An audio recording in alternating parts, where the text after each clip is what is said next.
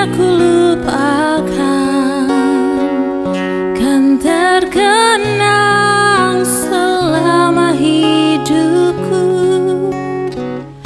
Biarpun saya pergi jauh, tidak akan hilang dari kalbu. Tanahku yang ku cintai, engkau ku hargai.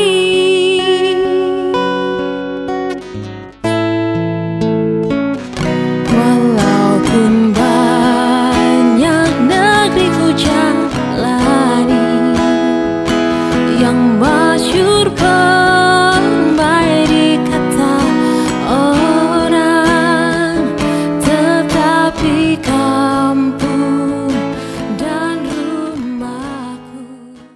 Bahwa Pancasila itu adalah benar-benar satu dasar yang dinamis, satu dasar yang benar-benar dapat menghimpun segenap tenaga rakyat Indonesia, satu dasar yang benar-benar bisa mempersatukan rakyat Indonesia itu untuk bukan saja mencetuskan revolusi, tetapi juga mengakhiri revolusi ini dengan hasil yang baik.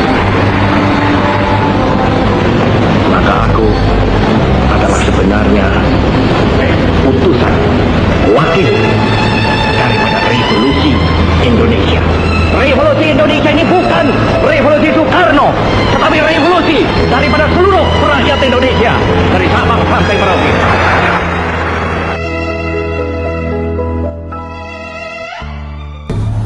Halo guys, welcome to Kelompok 1 Pancasila Podcast. Sebelumnya, kenalin nih, saya Andriana Nangsa dengan NIM G1B0308 dan teman saya Sofia dengan NIM G1B02303.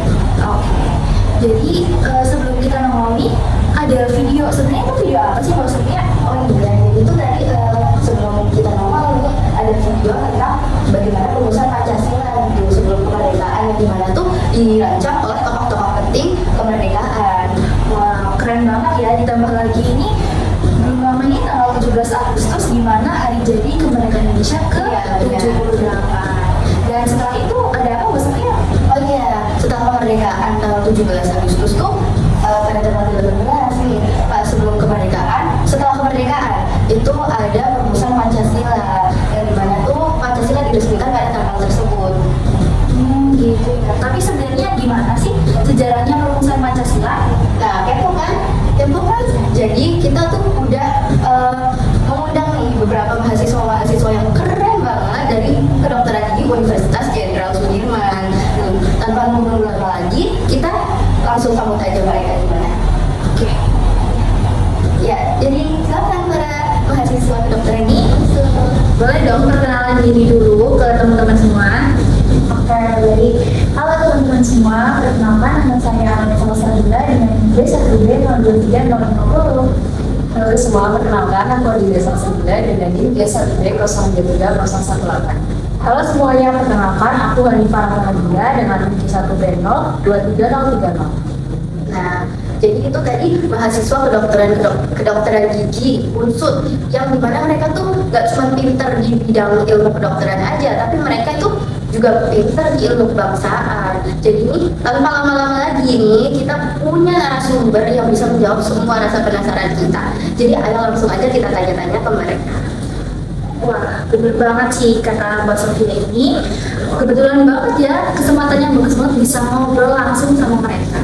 Boleh dong ceritain tentang sejarah perumusan Pancasila? Oke, untuk perumusan dan pengesahan Pancasila sebagai dasar negara itu adalah diawali dengan dibentuknya Badan Penyelidik Usaha-Usaha Menghasilkan Kemerdekaan Indonesia atau yang disebut dengan BPUPKI. Jadi menjelang tahun 1945, Jepang ini mengalami kekalahan di perang Asia di Korea. Nah, kekalahan Jepang ini mengakibatkan Jepang ini menggunakan cara-caranya sendiri untuk menarik kepercayaan dan simpati kepada bangsa Indonesia ini dengan membuat suatu perjanjian bahwa Jepang ini nantinya akan memberikan kemerdekaan kepada bangsa Indonesia itu sendiri. Perjanjian ini diucapkan oleh Perdana Menteri Kuniaha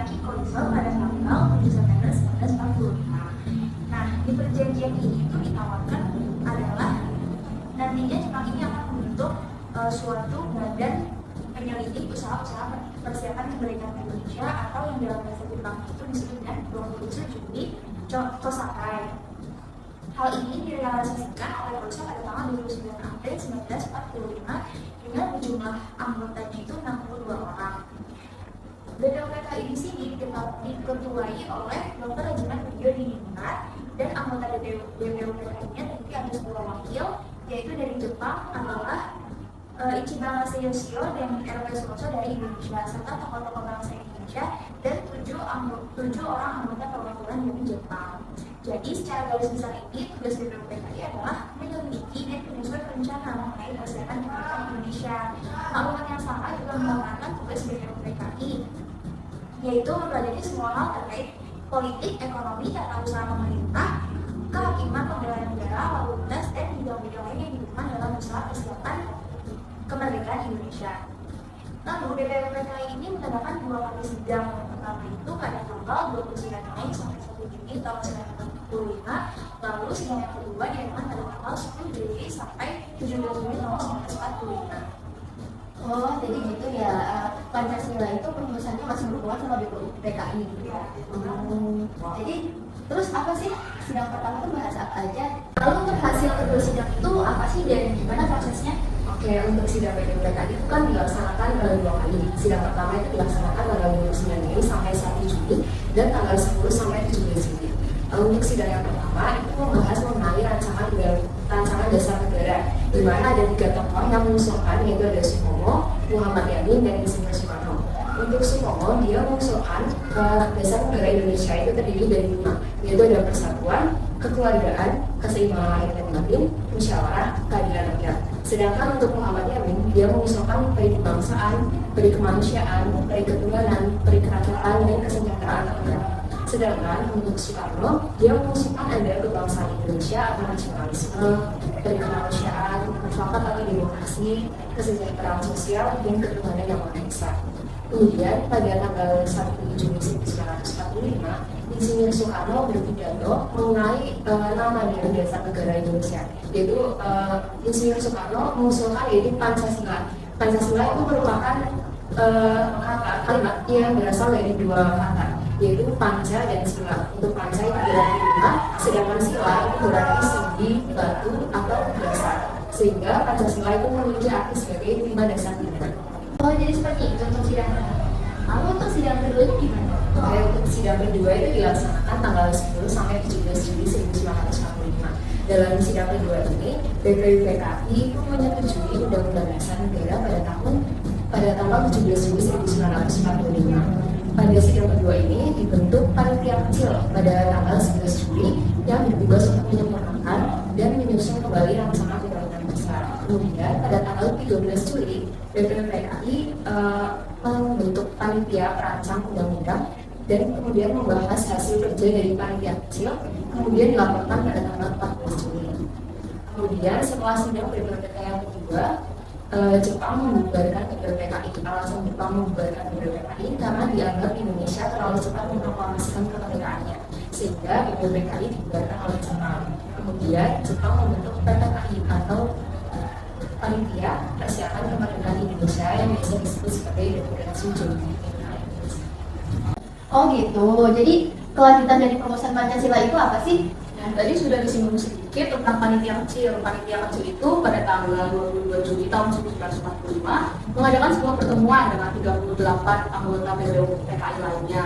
Dengan pertemuan itu menghasilkan suatu panitia 9 yang beranggotakan 9 orang. Yang pertama Insinyur Soekarno, Muhammad Hatta, Muhammad Yamin, Ahmad Subarjo, A.A. Karamis, Abdul Qadir Musakir, Wahid Hashim, Agus Salim, dan Abdi Kusno Cokro Sudioso. Lalu panitia 9 itu membahas tentang rumusan dasar negara dan pembukaan undang-undang dasar yang menghasilkan dokumen bernama Piagam Jakarta. Piagam Jakarta ini sendiri namanya diusulkan oleh Muhammad Yamin. Nah, rumusan Piagam Jakarta ini dalam isinya mengandung rumusan dasar negara. Lalu rumusan Pancasila di dalam Piagam Jakarta itu yang pertama, ketuhanan dengan kewajiban menjalankan syariat Islam bagi pemeluk-pemeluknya. Yang kedua, kemanusiaan yang adil dan beradab. Yang ketiga, persatuan Indonesia. Yang keempat, kerakyatan yang dipimpin oleh hikmat, kebijaksanaan dalam pemusyawaratan perwakilan. Yang kelima, keadilan sosial bagi seluruh rakyat Indonesia. Pada sila pertamanya sedikit berbeda dengan Pancasila yang kita tahu sekarang. Karena dalam latar belakangnya, warga Indonesia Timur itu memberikan kritik kepada sila tersebut karena di Indonesia ini bukan hanya kalangan muslim saja, sehingga sila tersebut dibagi menjadi ketuhanan yang Maha Esa. Lalu pada tanggal 7 Agustus 1945 terbentuklah sebuah badan yaitu PPKI atau Panitia Persiapan Kemerdekaan Indonesia. PPKI ini sendiri merupakan suatu badan yang dibentuk oleh pemerintah Jepang, namun bukan alat yang digunakan oleh pemerintah Jepang karena pada saat PPKI itu berjalan, Jepang sudah tidak berkuasa lagi di Indonesia. Lalu setelah kemerdekaan Indonesia pada tanggal 17 Agustus di Jalan Pegangsaan Timur nomor 56 Jakarta, kebesokannya pada tanggal 18 Agustus 1945 diadakan sidang pertama PPKI yang membahas tentang pengesahan Pancasila sebagai dasar negara dan juga pengesahan Undang-Undang Dasar.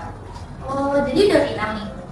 Iya, udah. Akhirnya Pancasila resmi menjadi dasar negara dan terus dipakai, dipegang, dan menjadi pedoman bangsa Indonesia.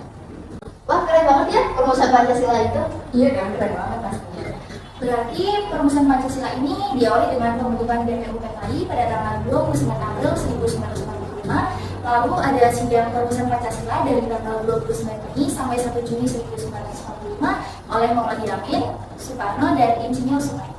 Terus dilanjut lagi pada tanggal 22 Juli 1945 yang dimana itu dibawakannya pidato Jakarta oleh Soekarno yang dimana di situ isinya perumusan Pancasila. Kemudian terakhir pada tanggal 18 Agustus 1945 itu perumusan Pancasila atau Pancasila ini sendiri resmi menjadi dasar-dasar negara Indonesia. Singkat tapi banyak memberi insight untuk kita ya. Iya dong. Emang anak-anak kedokteran gigi unsur tuh emang jos-jos semua ya. Emang gak cuma pintar di ilmu kedokteran aja, tapi ilmu di kebangsaan mereka juga jago. Oke, walaupun singkat tapi semoga sangat bermanfaat untuk kita semua ya. Terima kasih untuk para narasumber karena udah sharing-sharing nih ilmu kalian. Untuk pemirsa di sana, terima kasih sudah stay tune di podcast Kelompok 1 Pancasila. Dadah!